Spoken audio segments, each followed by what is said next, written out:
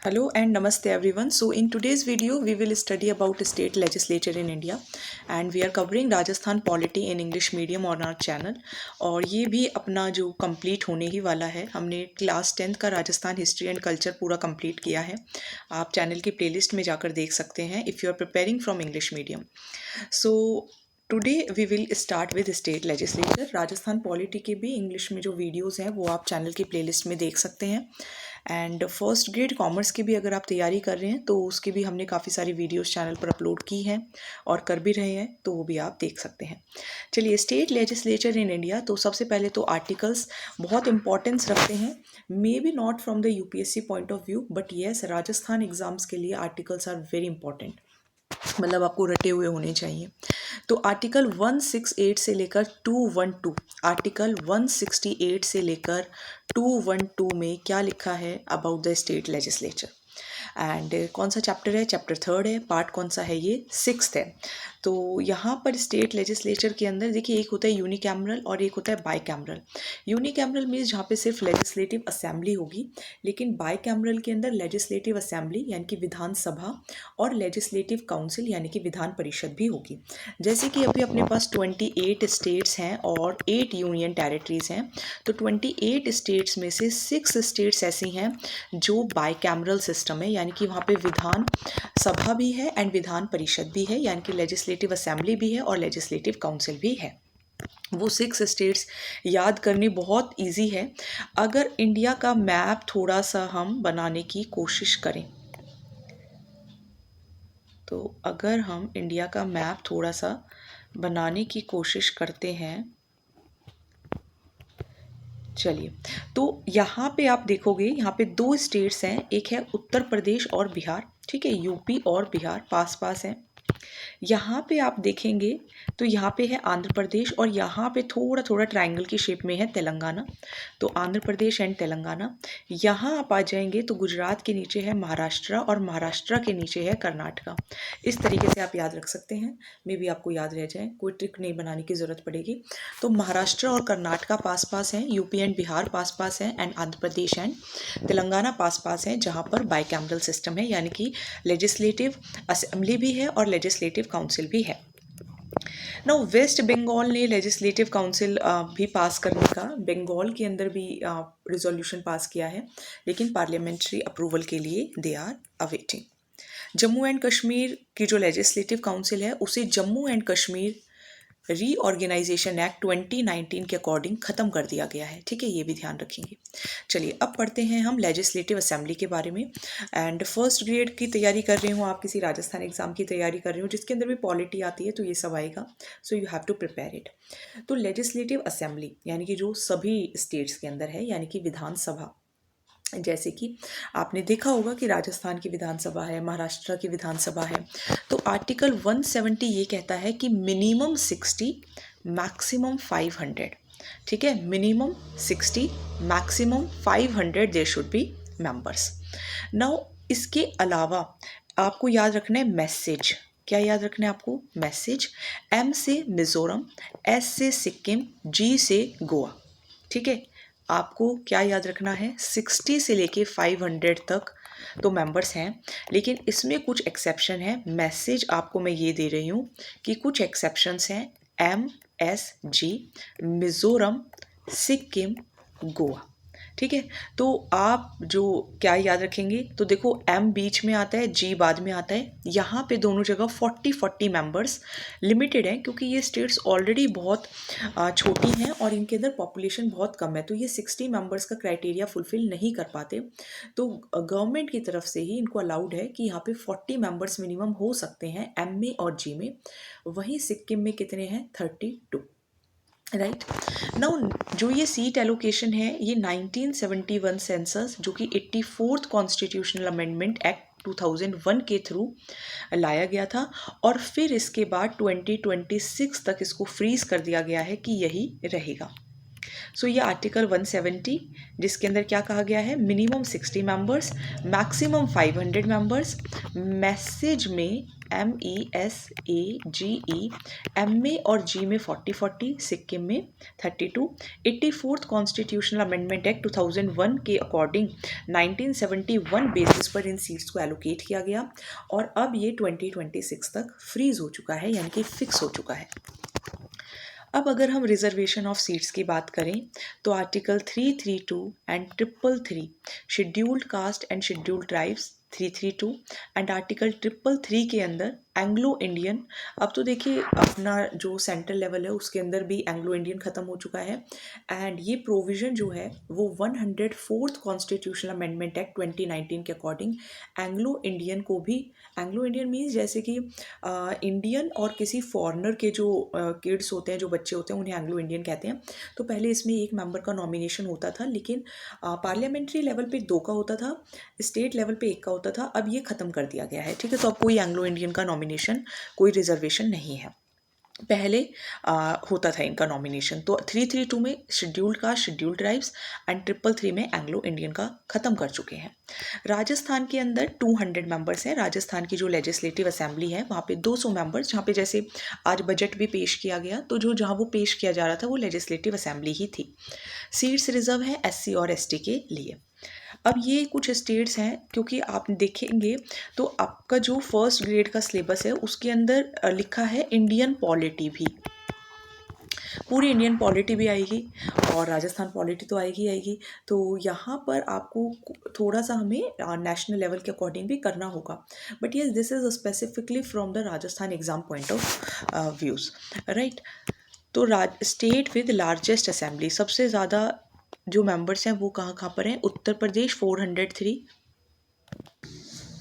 चलो उत्तर प्रदेश में 403 members, waste Bengal में 294, महाराष्ट्र में 288। और ये कुछ स्टेट्स हैं, देखो ये सबसे बड़ी स्टेट्स हैं, इनका एरिया भी थोड़ा बड़ा है तो उस तरीके से आप याद रख सकते हो, जैसे उत्तर प्रदेश हो गया, बंगाल हो गया, महाराष्ट्र हो गया। और ऐसे भी याद रख सकते हो कि जब भी देखो यहाँ पे इलेक्शंस होते हैं सो दे आर ऑलवेज मतलब काफ़ी न्यूज़ वगैरह आती है ना, क्योंकि काफ़ी बड़ी स्टेट्स हैं। और वहीं आप देखो पुडुचेरी के बारे में आपने बहुत कम सुना होगा, सिक्किम के बारे में, गोवा के बारे में, तो काफ़ी छोटी छोटी असेंबलीज यहाँ पर हैं।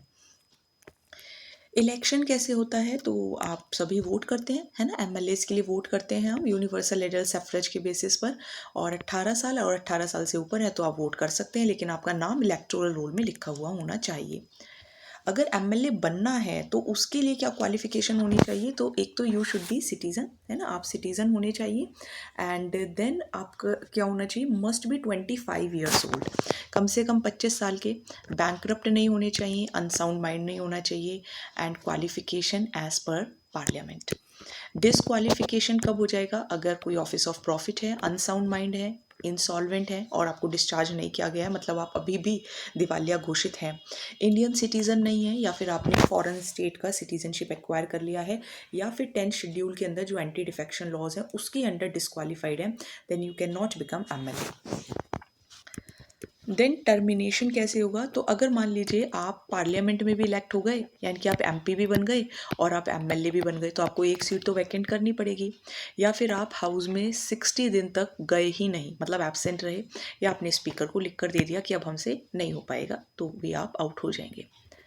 चलिए ऑफिसर्स की बात करें तो देखिए जहाँ पे विधानसभा होती है, राजस्थान की अगर मैं पर्टिकुलरली विधानसभा की बात करूँ तो जैसे ही राजस्थान की विधानसभा है तो यहाँ पे आप देखेंगे कि एक स्पीकर बैठे रहते हैं। तो स्पीकर क्या है, उन्हें सिंपल मेजॉरिटी, एस से स्पीकर, एस से सिंपल मेजॉरिटी, ठीक है, छोटी छोटी बातें होती हैं, यही पेपर में आती हैं तो इनको ध्यान रखना है। सिंपल मेजॉरिटी से इनका इलेक्शन होता है और सिलेक्शन होता है बेसिकली, और ये 5 साल तक रहते हैं और रिज़ाइन कर सकते हैं। रिज़ाइन किसको करेंगे? डिप्यूटी स्पीकर को करेंगे, और अगर डिप्यूटी स्पीकर को करना है तो स्पीकर को करेंगे। और साथ में मेंबर्स भी इनको हटा सकते हैं, लेकिन 14 डेज़ का नोटिस देना पड़ेगा और सभी मेंबर्स मेजॉरिटी से हटाएंगे, ठीक है, तो ये ध्यान रखना है, राइट। फंक्शंस स्पीकर के क्या फंक्शन है? तो देखिए स्पीकर जो होता है तो बेसिकली सभी सेशंस के ऑफिसर होते हैं, वो ऑर्डर एंड डेकोरम बना के रखना है और ये देखना है कि क्वेश्चन सबके आंसर करने की कोशिश हो सबकी तरफ से, रूल्स फॉलो किए जाएं। ये डिसाइड करना कि मनी बिल है या नहीं है, उन्हीं का वोट, उन्हीं का डिसीजन फाइनल होता है। और अगर कोई टाई हो जाता है किसी सिचुएशन के अंदर तो उनको लास्ट में वोट भी करना होता है, तो उन्हीं की वोट जो होगी वो डिसाइड करेगी। डिफेक्शन भी यही डिसाइड करते हैं कि किसको डिफेक्ट घोषित करना है। स्पीकर पहले कभी वोट नहीं करते, लेकिन हाँ अगर टाई है तब वो वोट कर सकते हैं। लेजिस्लेटिव असेंबली कोई परमानेंट बॉडी नहीं है, ठीक है, और 5 साल तक इसका टर्म रहता है। गवर्नर इसको पहले भी डिसॉल्व कर सकते हैं। नेशनल इमरजेंसी के टाइम पर क्या होता है, पार्लियामेंट जो है वो आर्टिकल 172 यूज़ करके इसका जो टर्म है वो 5 साल से 6 साल कर सकते हैं। असेंबली को कम से कम साल में 2 बार मिलना ही मिलना है, बीच में 6 महीने का गैप with no more than 6 months between the session के बीच में 6 मंथ्स का गैप नहीं होना चाहिए, ठीक है, 6 महीने से ज़्यादा का नहीं होना चाहिए। गवर्नर जो होंगे वो पहला सेशन लेंगे, जैसे इलेक्शन कमीशन हो जाएगा तो पहला सेशन गवर्नर लेंगे, ठीक है, और फिर हर साल का पहला सेशन वही लेंगे। लेजिस्लेटिव पावर्स हैं, यहीं पे सारे लॉज वगैरह बनते हैं जो स्टेट लिस्ट में और कॉन्करेंट लिस्ट में लिखे हुए होते हैं। ऑर्डिनरी बिल्स यहीं पे इंट्रोड्यूस्ड होते हैं। जब नेशनल इमरजेंसी लग जाती है तो लेजिस्लेशन का काम पार्लियामेंट करेगी। आर्टिकल 249 के अकॉर्डिंग राज्यसभा अगर ये रिजोल्यूशन पास करती है 2/3 मेजॉरिटी से, तो पार्लियामेंट स्टेट मैटर्स पर भी लेजिस्लेशन कर सकती है। कुछ बिल्स ऐसे होते हैं जिनके लिए प्रेसिडेंट का अप्रूवल चाहिए, तो वो भी यहाँ पर जाएंगे। फाइनेंशियल पावर, मनी बिल्स सिर्फ असेंबली में इंट्रोड्यूस होंगे। इनकी पूरी अथॉरिटी होती है कि ग्रांट्स देने हैं या नहीं। लेजिस्लेटिव काउंसिल सिर्फ रिकमेंडेशंस कर सकती है मनी बिल पर। Council of ministers collectively responsible हैं, जैसे कि हमने पार्लियामेंट में भी पढ़ा। और कंट्रोल पूरा देखा जाता है क्वेश्चन आवर में, 0 आवर में, एडजर्नमेंट मोशंस में, सेंसर मोशंस में, नो कॉन्फिडेंस मोशंस के अंदर भी। इलेक्टोरल फंक्शंस, तो जितने भी एमएलएज हैं वो प्रेसिडेंट के इलेक्शन में पार्टिसिपेट करते हैं, राज्यसभा के इलेक्शंस में पार्टिसिपेट करते हैं। लेजिस्लेटिव काउंसिल के अंदर जो 1/3 मेंबर सिलेक्ट होते हैं उसमें पार्टिसिपेट करते हैं। स्पीकर एंड डिप्यूटी स्पीकर के इलेक्शन प्लस रिमूवल में दोनों में मेजॉरिटी के साथ। अमेंडमेंट्स, अगर किसी कॉन्स्टिट्यूशन में अमेंडमेंट करनी है तो कम से कम आधी लेजिस्लेचर से वो रेटिफाई होना चाहिए। यहाँ पे भी लेजिस्लेटिव असेंबली का रोल है। Legislative council is Vidhan Parishad, जो कि सिर्फ 6 स्टेट्स के अंदर है, और ये राज्यसभा की तरह परमानेंट बॉडी है। जैसे कि लोकसभा परमानेंट बॉडी नहीं है, ऐसे ही लेजिस्लेटिव असेंबली भी परमानेंट बॉडी नहीं है, लेकिन लेजिस्लेटिव काउंसिल और राज्यसभा परमानेंट बॉडी है, उनको डिसॉल्व नहीं किया जा सकता। मिनिमम 1/3 से ज़्यादा नहीं होने चाहिए और 40 से कम नहीं होने चाहिए। To not exceed 1/3 of the assembly. जैसे मान लो असेंबली के अंदर 200 है तो इसका 1/3 कितना बनेगा, 66, 1/6, यानी कि 67 से ज़्यादा नहीं होने चाहिए और 40 से कम नहीं होने चाहिए। कुछ स्टेट्स के अंदर स्मॉलर काउंसिल्स हैं, जैसे कि अभी मैंने आपको बताया था मैसेज, ये मैंने आपको ट्रिक से नहीं मैप से बता दिया है। स्टेट लेजिस्लेटिव काउंसिल बना भी सकती है, डेमोलिश भी कर सकती है। और कैसे, स्पेशल मेजॉरिटी से, क्योंकि देखो ये बड़ी स्पेशल चीज़ है कि 6 स्टेट्स के अंदर लेजिस्लेटिव काउंसिल भी है। और कैसे स्पेशल मेजॉरिटी किसको बोलते हैं, कि सभी मेंबरशिप का मेजॉरिटी प्लस 2/3 जब मेंबर्स हैं और वोट भी कर रहे हों, ठीक है। जैसे मान लो 200 मेंबर्स हैं, तो 200 मेंबर्स के अंदर आज के दिन सिर्फ 120 ही आए हैं, तो 120 के 2/3, तो 120 का 2/3 80 must be present and vote, ये तो होना ही होना चाहिए। प्लस मेंबरशिप का भी मेजॉरिटी होना चाहिए। फिर रिजोल्यूशन पार्लियामेंट के पास जाता है अप्रूवल के लिए। ये आप बिल्कुल एज इट इज़ रट लेंगे। इसके अंदर 1/3 मेंबर्स असेंबली से होते हैं, 1/3 म्यूनिसिपैलिटीज़ डिस्ट्रिक्ट बोर्ड से होते हैं, 1/12 टीचर्स इलेक्ट करते हैं, वो टीचर्स जिनके पास कम से कम 3 साल का एक्सपीरियंस हो सेकेंडरी स्कूल्स और हायर में, यानी कि 11th 12th के अंदर, या फिर I think secondary is 9th 10th also. और 1/12 ग्रेजुएट सिलेक्ट करते हैं जो कि 3 ईयर्स का उनका कम से कम स्टैंडिंग हो। और 1/6 मेंबर्स नॉमिनेट करते हैं गवर्नर, उन लोगों को जिनके पास स्पेशल नॉलेज हो लिटरेचर की फील्ड में, साइंस की फील्ड में, आर्ट की फील्ड में, कोऑपरेटिव मूवमेंट की फील्ड में, या फिर सोशल सर्विस के फील्ड में। यहाँ पे लेजिस्लेटिव असेंबली में 25 एज लिमिट थी, यहाँ पे 30 है। सिटीज़न यहाँ भी होना चाहिए पार्लियामेंट के according. Qualifications, disqualifications almost same है। वहाँ पे टाइम 5 ईयर्स था, यहाँ पे टाइम 6 ईयर्स है। हर 2 साल के बाद 1/3 मेंबर्स क्या होंगे, रिटायर होंगे। काउंसिल कम से कम साल में 2 बार, 1 बार मिलेगी, साल में 2 बार मिलेगी और 6 महीने से ज़्यादा का विद गैप नहीं होना चाहिए। कोरम कम से कम 1/10 मेंबर्स हों या फिर 10 मेंबर्स हों, जो भी ग्रेटर हो, मतलब तभी सेशन जो है वो चलेगा। जैसे वहाँ पे स्पीकर एंड डिप्यूटी स्पीकर है, यहाँ पे चेयरमैन और डिप्यूटी चेयरमैन होंगे, इनका भी रिमूवल 14 डेज़ के नोटिस के बाद ही जाएगा। ये क्या कर सकते हैं, देखिए ये बस ऑर्डिनरी बिल्स को डिले कर सकते हैं, लेकिन अगर कोई बिल असेंबली ने पास कर दिया है तो बस ये 4 महीने के लिए उसको डिले कर सकते हैं। कैसे? जैसे पहली बार मान लीजिए इन्हें पसंद नहीं आया तो एक बार वापस कर दिया, तो 3 महीने के लिए वापस कर दिया, फिर रिटर्न कर दिया तो 1 महीने के लिए और इनको टाइम मिल जाता है। तो बस ज़्यादा से ज़्यादा 4 महीने के लिए बिल को क्या कर सकते हैं, डिले कर सकते हैं। असेंबली इनकी रिकमेंडेशंस को ओवरराइड कर सकती है, मींस इनकी रिकमेंडेशंस को ना भी माने तो भी चलेगा। कोई जॉइंट सिटिंग नहीं होती, पार्लियामेंट में जॉइंट सिटिंग होती है, लेकिन यहाँ पर लेजिस्लेटिव असेंबली और लेजिस्लेटिव काउंसिल जैसा कोई जॉइंट सिटिंग का प्रोविजन नहीं है। मनी बिल यहाँ पे इंट्रोड्यूस नहीं हो सकते, ये सिर्फ चेंजेस रिकमेंड कर सकते हैं और इन्हें वापस रिटर्न करना ही होता है money bill with in 14 days, उससे ज़्यादा डिले भी नहीं कर सकते। ये असेंबली की मर्जी है कि इनकी रिकमेंडेशंस को माने या फिर रिजेक्ट करें। Executive control, yes, they can discuss, they can debate on the policies, they can question the ministers, adjournment, censor motions ये लेकर आ सकते हैं। काउंसिल ऑफ मिनिस्टर्स यहाँ पर रिस्पॉन्सिबल नहीं है काउंसिल को, असेंबली को तो हैं। Council of ministers are responsible to assembly but not to council. Now ये कुछ आर्टिकल्स हैं जो कि रट्टे मारने पड़ेंगे। तो मैंने आपको स्टार्टिंग में बताया 168 से लेके 212 तक लेजिस्लेचर के बारे में मेंशन है। तो 168 क्या कहता है कि लेजिस्लेचर होगा, फिर 9 भूल जाइए, 70 में असेंबली, 71 में काउंसिल, 72 में उनका टाइम पीरियड है। तो देखो सी के बाद डी आता है, यहाँ पे 3 बार सी है फिर डी है, तो फिर उनका ड्यूरेशन आएगा। अब ड्यूरेशन उनको पता चल गया तो उसके बाद सेशन शुरू होंगे। फिर 175 is related to governor, 176 is special address by the governor, और ये वाला आप रहने दे सकते हैं राइट ऑफ मिनिस्टर्स वाला। 178 speaker and deputy speaker, 182 chairman and deputy chairman, 191 disqualification. Rajasthan में यूनिकैमरल लेजिस्लेचर है, सिर्फ लेजिस्लेटिव असेंबली है एंड गवर्नर है, और काफ़ी इंपॉर्टेंट है लेजिस्लेटिव असेंबली, ताकि एडमिनिस्ट्रेटिव रूल्स के लिए बहुत इंपॉर्टेंट है, लॉ बनाने के लिए बहुत इंपॉर्टेंट है, एग्जीक्यूटिव को कंट्रोल करने के लिए बहुत इंपॉर्टेंट है, लोगों के हित के लिए बहुत इंपॉर्टेंट है।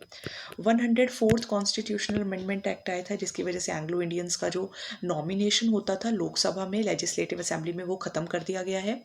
Jammu and Kashmir reorganisation act आया 2019 के अंदर, जहाँ पे दोनों यूनियन टेरिटरीज़ को स्प्लिट कर दिया, स्टेट को, और लेजिस्लेटिव काउंसिल ख़त्म कर दिया गया।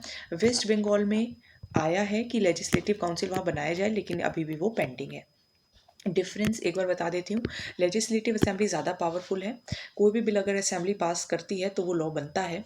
लेजिस्लेटिव काउंसिल सिर्फ 4 महीने, पहली बार 3 महीने और फिर 1 महीने रिटर्न करके।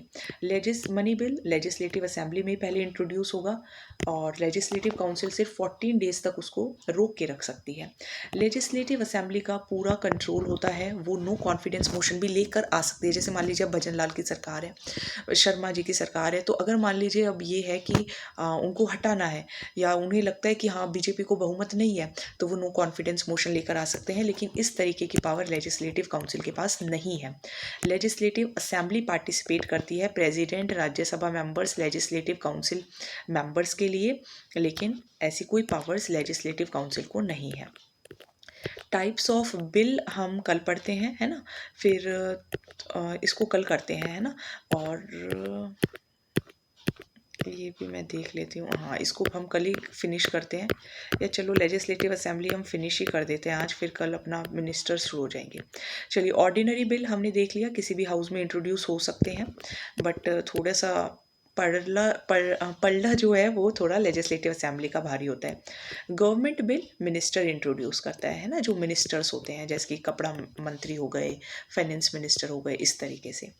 लेजिस्लेटिव असेंबली की पावर्स एंड फंक्शंस की बात करें तो देखिए सेम है, यही इनका सब कुछ कंट्रोल है, इनका लिमिटेड कंट्रोल है, सेम पॉइंट्स हैं जो मैंने अभी आपको पढ़ाए। चलिए, अब ये कुछ लेजिस्लेटिव असेंबली के स्पीकर्स हैं, जैसे कि सबसे पहले थे नरोत्तम लाल जोशी, फिर थे राम निवास मिर्धा,